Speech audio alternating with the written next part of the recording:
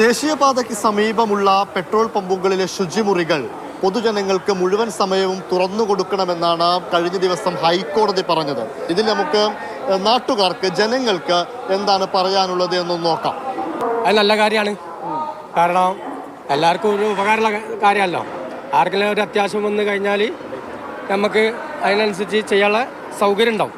നാട്ടുകാർ ഇത് നശിപ്പിക്കുന്നുണ്ട് കുറേ പമ്പ്.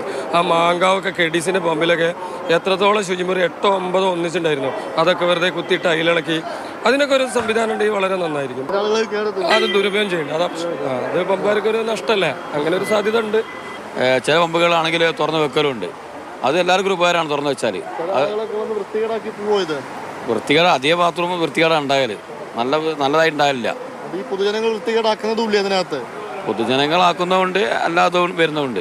Public toilet എവിടേക്കാണുള്ളത്? പഞ്ചായത്തുകളൊക്കെ കുറേ സ്ഥലം ഉണ്ടാക്കുന്നുണ്ട്, ചില സ്ഥലങ്ങളും തീരെ ഇല്ല.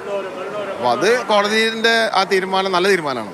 ജനങ്ങൾ കുറേ ബോധവൽക്കരണം ആവണം. കാരണം ജനങ്ങൾ ഇത് മറ്റുള്ളവൻ വൃത്തിയാക്കുന്ന സംഗതികളാണ്, നമ്മൾ വൃത്തികേടാക്കരുത്. 100 ആളിൽ ഒരാൾ ചെയ്യുന്നതാണ് പ്രശ്നം.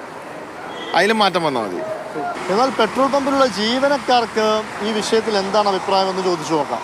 നല്ല അഭിപ്രായമല്ലേ? ആവശ്യക്കാർക്ക് കൊടുക്കണമെന്നല്ലേ? അതെ, ഒരു ബുദ്ധിമുട്ടൊന്നും അങ്ങനല്ല. ഇല്ല, ബുദ്ധിമുട്ടൊന്നുമില്ല. ചില ടൈമിൽ നമ്മൾ താക്കോല് കൊടുക്കുക, വാങ്ങുക, അങ്ങനെ തന്നെയാണ്. ചിലർ വന്നിട്ട് വൃത്തികേടാക്കി പോകലുണ്ട്. നമ്മൾ വേറെ ആളെ കൊണ്ട് ക്ലീൻ ചെയ്യിക്കലൊക്കെയാണ്. ഹൈക്കോടതി തീരുമാനത്തിനോട് കൈയടിക്കുന്നവർ തന്നെയാണ് ഭൂരിപക്ഷം ആളുകളും എന്നാണ് നമുക്ക് ഈ പ്രതികരണങ്ങളിൽ നിന്നൊക്കെ മനസ്സിലാവുന്നൊരു കാര്യം. പക്ഷേ ഈ പമ്പ് ജീവനക്കാരോടൊക്കെ ചോദിക്കുമ്പോൾ അവരും ഇതിനോടൊക്കെ യോജിക്കുന്നുണ്ട്. ഈ തുറന്നു കൊടുക്കുന്നതുകൊണ്ട് അവർക്കും വലിയ പ്രശ്നമൊന്നുമില്ല. പക്ഷെ അവർ പറയുന്ന മറ്റൊരു പ്രധാനപ്പെട്ട കാര്യമുണ്ട്. ചിലരൊക്കെ കയറി അത് വൃത്തികേടാക്കി പോകുന്നു, അത് അവർക്ക് ഇരട്ടി പണിയാവുന്നുണ്ട്.